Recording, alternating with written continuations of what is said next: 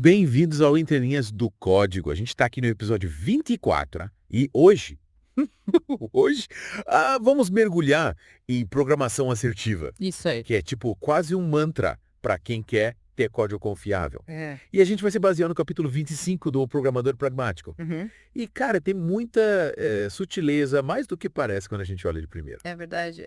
A programação assertiva, ela vai muito além de você sair espalhando assert pelo código. Certo. É uma forma da gente pensar, da gente encarar o desenvolvimento com com a mentalidade de se algo pode dar errado, vai dar errado. E como é que a gente se blinda, né, contra esse pessimismo todo? Porque, se a gente for pensar assim, Pois é. o programa nunca vai para frente. No livro, os autores falam bastante de asserções, né, que seriam tipo umas declarações de verdade no código. Isso. Mas, assim, me parece meio óbvio, sabe? Se algo não deveria acontecer, a gente coloca um if ali para impedir. Uhum. Qual que é a diferença, assim, na prática? Boa pergunta. A pegadinha tá no seguinte. If ele lida com o fluxo normal do programa, né? Com decisões que a gente espera que aconteçam. A asserção é para quando a gente tem alguma coisa fundamentalmente errada acontecendo, Certo. é uma violação das regras do jogo. Então, é como se fosse um alarme de incêndio. Ele não serve para evitar que alguém acenda um fósforo na sua casa. Entendi. Ele serve para te avisar se a casa está pegando fogo. Interessante.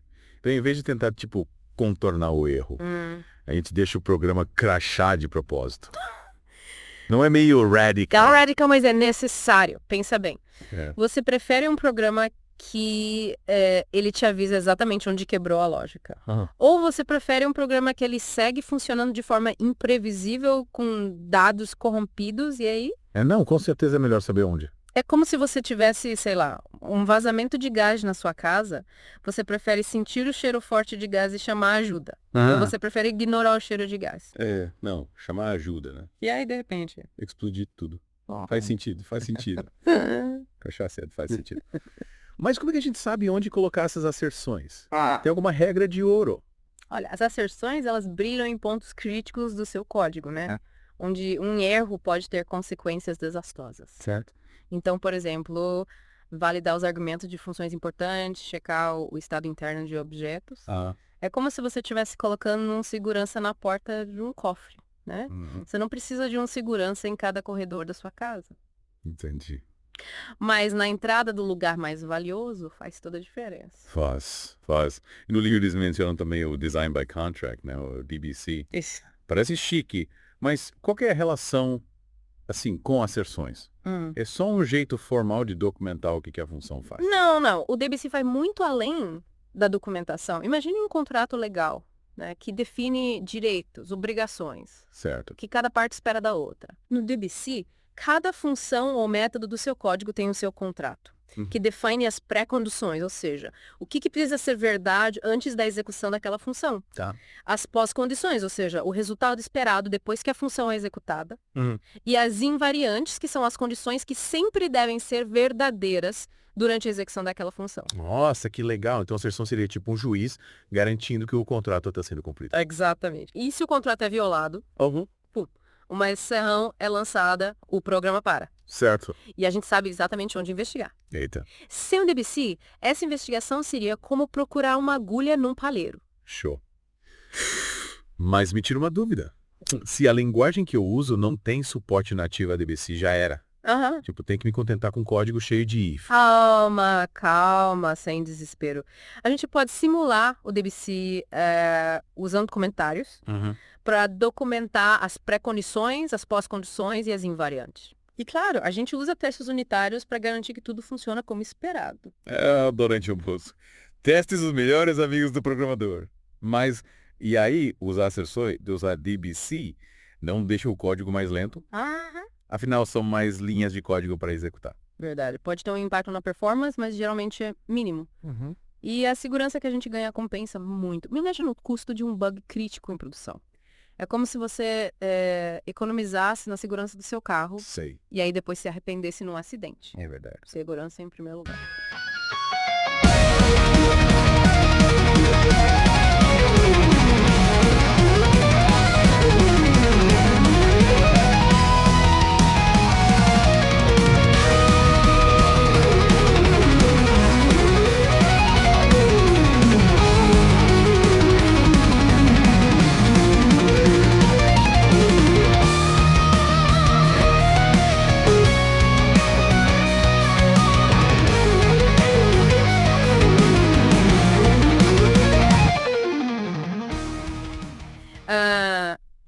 voltando aqui para o nosso papo sobre programação assertiva, tem um ponto, o livro destaca que eu acho fundamental, que é a gente entender os limites do nosso código. Os limites. Tipo, até onde ele vai, o que ele pode fazer. Isso, é como saber a diferença entre um canivete suíço e um bisturi, sabe? Sei. Cada ferramenta tem a sua função. Certo. E usá-las fora do escopo só causa problema. Faz sentido. Mas como é que a gente define esses limites na prática? É só colocar, tipo, um comentário gigante no topo do arquivo explicando tudo. Não. Comentários ajudam. Uhum. Mas a gente precisa ser mais preciso, né? Certo. Lembra do DBC que a gente falou? Sim. As pré-condições, as pós-condições, as invariantes, elas são a chave para a gente definir o que cada parte do código deve fazer e, mais importante ainda, o que ela não deve fazer. Entendi. É como se a gente estivesse desenhando a planta de uma casa, né? Isso. Cada cômodo tem a sua função. Exatamente. A gente não espera encontrar um fogão no banheiro. Não faz sentido. Então, a documentação detalhada é crucial para a programação assertiva. Ela é muito importante. Parece meio burocrático, né? Parece, mas pensa bem. Você prefere ter um mapa detalhado antes de explorar uma selva?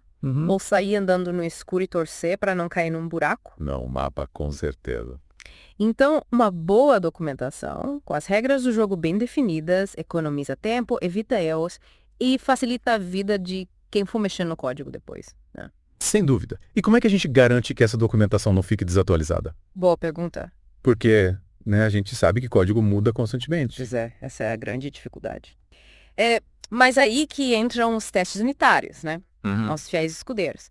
Testes bem escritos, eles não só garantem que o código funciona como esperado, mas eles também servem como documentação viva, né?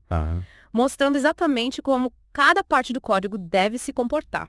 É como se a gente tivesse um guia turístico que te leva pelos pontos importantes do código, te apresenta tudo. Legal. E te avisa dos perigos. E se a gente estiver lidando com código legado? Tipo, sem testes, com documentação confusa. Aí não ia rezar pra nada quebrar. Calma. Nem tudo tá perfeito. Ufa. A gente pode usar a refatoração gradual, né? Poucos, enquanto a gente corrige bugs, implementa novas funcionalidades. É como se a gente estivesse reformando uma casa antiga, né? A gente não precisa derrubar tudo de uma vez. Certo. A gente pode ir modernizando cômodo por cômodo. Boa. E quando a gente encontra um problema no código, como é que a gente sabe qual que é a causa raiz? É aí que entram os alarmes que o livro menciona. Exatamente. Logs, métricas de performance, alertas. Tudo isso ajuda a gente a entender o comportamento do código em tempo real. Entendi. É como se a gente tivesse o painel de controle de uma nave espacial, né? Certo. Que mostra os níveis de combustível, a temperatura, a pressão. Se alguma coisa estiver fora do normal, a gente sabe na hora. E como é que a gente escolhe quais alarmes usar? Porque, colocar log em tudo parece meio exagero. Concordo. O segredo é encontrar o equilíbrio, né? Logs detalhados são importantes em pontos críticos do código. Certo. Onde um erro pode ter consequências graves. Métricas de performance ajudam a gente a identificar gargalos e otimizar o código. E alertas avisam a gente sobre problemas que precisam de atenção imediata. Certo. Tipo um servidor fora do ar. Então a gente precisa ser estratégico, né? Tipo um general planejando a defesa do seu castelo. Mas e a responsabilidade por tudo isso? Quem garante que o código está, blindado? Boa pergunta. Aí que entra um conceito interessante que é o dono do código, né? Dono do código. No próximo bloco a gente discute como que essa atribuição de responsabilidades individuais pode impactar a qualidade e a assertividade do código.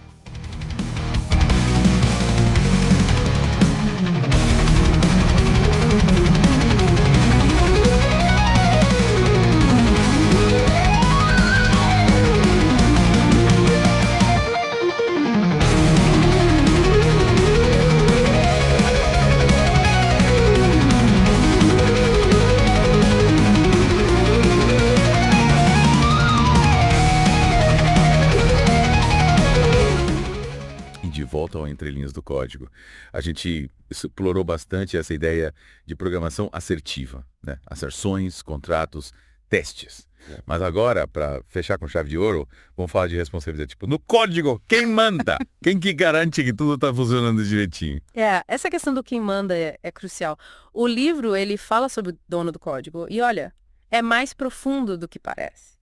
A gente tende a pensar que, tipo, código bom é responsabilidade de todo mundo. Mas ter um dono para cada módulo, cara, pode ser a diferença entre um código ok e um código excelente. Mas e aí ter um dono não gera tipo ciúmes? Sei lá, esse código, ninguém mexe. Parece meio perigoso. Perigo sempre existe, né? Mas a ideia não é criar um ditador do código. Certo. O dono é o guardião, né? O especialista naquele pedaço do sistema. Ele conhece as entranhas, os pontos fracos, e ele se torna um defensor ferrenho da qualidade, usando todas as armas da programação assertiva que a gente já discutiu. Entendi.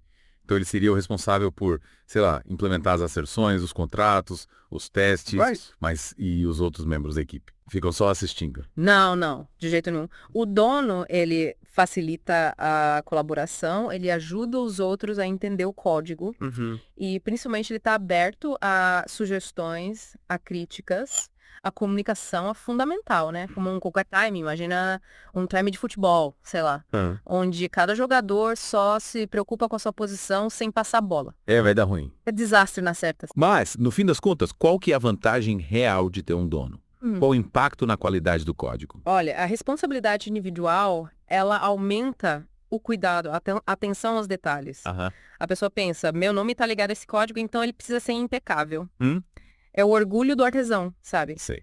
E quando o código é bem escrito, bem testado, com asserções, com contratos claros, fica muito mais fácil para outras pessoas entenderem e modificarem no futuro, sem medo de quebrar tudo. E se por algum motivo, né? Outra pessoa precisa mexer no código, como é que a gente garante que a qualidade se mantém? Aí entra a importância da documentação dos testes, né? Que a gente já bateu bastante nessa tecla. O dono original, ao documentar e testar o código com carinho, ele deixa um legado valioso para quem vier depois. É como se ele estivesse deixando um mapa do tesouro, sabe? Quem seguir as instruções vai encontrar recompensa. E como é que a gente garante que o dono não vai virar, sei lá, um acumulador de código? Tipo, aqueles dragons de RPG que guardam ouro numa caverna. Boa pergunta. Aí a cultura da equipe é fundamental, né? Transparência, comunicação, revisão de código. Certo. Tudo isso ajuda a evitar que o código se torne um feudo. O dono é o guardião, mas o código pertence ao time. E o objetivo final é sempre entregar software de qualidade. Show. Acho que a gente cobriu bastante coisa nesse mergulho, hein? O que a gente pode levar para casa sobre programação assertiva? Olha, a programação assertiva é uma filosofia, né? Uma forma da gente encarar o desenvolvimento com a mentalidade de prevenir erros, garantir a robustez do código e facilitar a vida de todo mundo. Asserções, contratos, testes, documentação são ferramentas poderosas. Mas, no fim das contas, o que faz a diferença é a responsabilidade individual e o trabalho em equipe. É como construir uma casa, né? É isso aí. Cada tijolinho, cada viga precisa ser forte e bem encaixado para garantir que a estrutura se mantém firme, mesmo com tempestades. E com essa analogia, a gente encerra o Entre Linhas do código de hoje. Esperamos que vocês tenham curtido essa viagem pelo mundo da programação assertiva. Até a próxima!